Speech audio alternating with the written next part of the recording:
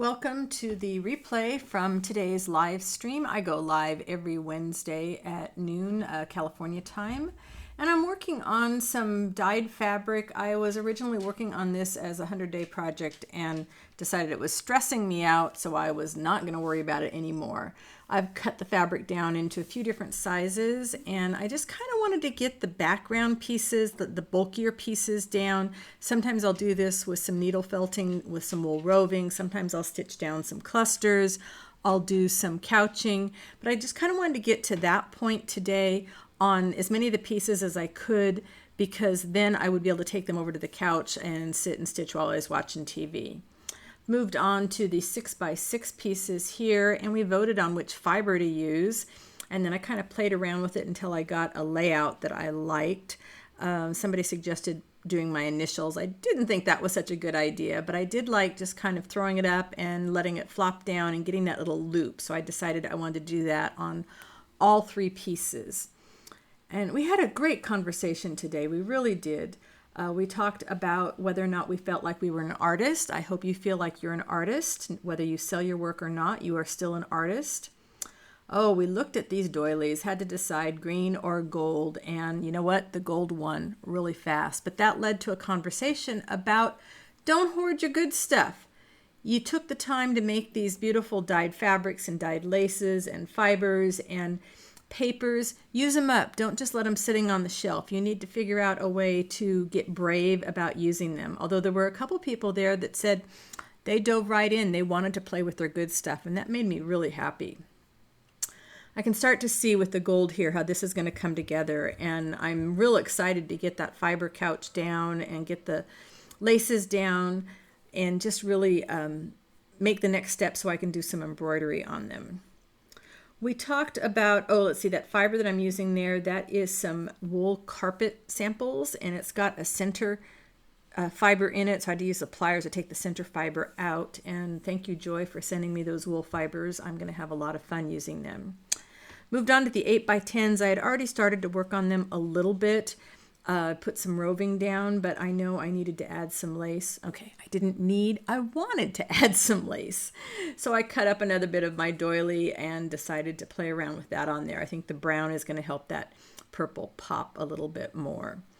And I didn't make it to the larger piece, which is a 16x20, but I've got 2 8x10s, 3 6x6s, and 4 4x4s. So it's going to be a lot of fun to be able to move those to a canvas. We took a vote and decided that I should, rather than working on the big one, I should start to stitch down the little 4x4s. And I'm working on 3 of the 4 because I misplaced some of the pieces. I'm taking the seam ripper to my lace. That's one of my things if you haven't seen it before. I love to make clusters. I love to make fabric and lace clusters, but I don't like straight edges. Kind of like when you're doing paper collage. You know, we tear the paper to get those edges to be a little bit uneven, look a little bit more rustic. And I like to use the seam ripper on my lace and fabric to get a similar effect. And then I found some nettle fibers in my stash and decided that that was the extra little thing that it needed here. I had a little bit of difficulty with the stitching. First thing I did is I picked up some silk thread, not thinking about the fact that the backs, I didn't have a whole lot that I was stitching to, so it was very slippery and I had a big mess, and I'll have to go back later and clean that up. So I recommend using something more like embroidery floss or regular sewing machine thread, or I ended up using my pearl cotton in the last one. It was like a size 8 pearl cotton. But I like to kind of stitch the clusters together if possible first, and then put them on the embroidery. It gives me a little bit more secure feeling about it all. You can also cut a little scrap of fabric that's not necessarily going to show behind your cluster, or you can build it into your cluster and stitch to that first and then stitch your cluster down. We did talk about fabrics and stitching on sheets, and some people aren't that crazy about stitching on sheets, which is what this is. It's an old dyed sheet. It does leave big holes if you're not careful, so you don't do a whole lot of unpicking with it. And it's kind of stiff to poke through, but I find that the effect that I get from dyeing those old sheets is worth the effort it's going to take me to stitch in them. So I'm okay with that. I do tend to often attach it to something else. Like I will probably put these on a piece of felt or batting or something so that it's a little bit more heavy for stitching through, and it just kind of makes it a little bit easier to hold on to it, especially since with my stitching, I don't use a hoop. If you do, more power to you. I didn't have any more when I went back to stitching, and I decided that I didn't miss it, and I didn't have to worry about, am I going to get all the wrinkles out, because I stink at ironing. So we had a lot of good conversation about supporting one another. If you're not already in our Facebook group, and if you're on Facebook, I hope you'll come over and join us over there, because we do like to share our videos, we share our work, and we like to ask questions and get support from one another. People were also asking me about sales. We talked about pricing and how hard it is to price your work, and how important it is to put a value on your work so the rest of the world understands that your work has value. And you will feel a little better. You'll stand up a little straighter when you put a price reflective of the time. We never get, I don't think, all the time that we put into our work, but you should at least cover your materials and get a little bit of something extra. And then as you get a little bit more of a reputation, you get more well-known, people are coveting your work, you'll find that you can raise your prices over time. People were asking me about my clusters for sale, because last year I did a live sale and I did have some of my clusters for sale. I am making more, and I will be having a sale coming up, possibly a live sale, possibly a different type of sale. I'm not sure yet, but it will be in April. So make sure you're on the mailing list. The link to that is down in the description box below. It's my newsletter. I do not send them out all the time. You're not going to get bombarded in your email box, but if you sign up for that, that way, if you don't catch the YouTube video and you're not in the Facebook group, you won't miss out when I let you know that the sale is coming up. And I'm happy with the way these things are coming together. I did not know where I was going to go with them. I imagine I will put some beads on them after I do some embroidery. We did talk about that. People were suggesting twigs and stones and shells.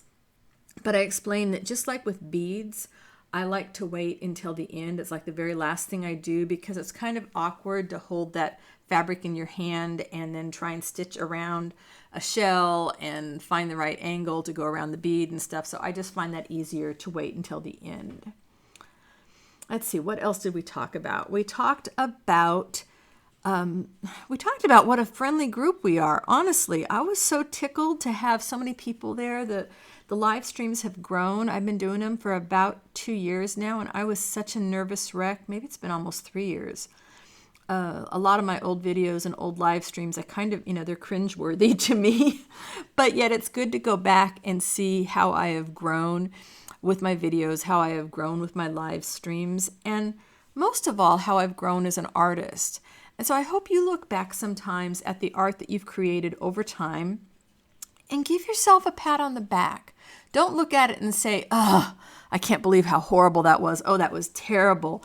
Oh my goodness, that's just, what was I thinking? No, look at it and say, whoa, I did that. I was brave. I did that. I tried something outside my norm and I gave it a shot and I had a good time doing it. And now look at what I'm doing and look at how I'm growing. And you can acknowledge the growth in yourself. And you know what? It shows in your work, because you sit up a little stronger in your chair. You're a little bit proud, and you have a right to be proud. Every time you take growth as an artist, you have a right to be proud of that growth. Don't let anybody tell you otherwise. And sometimes we have those negative voices in our head where, yeah, they do. They try to, tell us that we're not good enough, but we know better, right?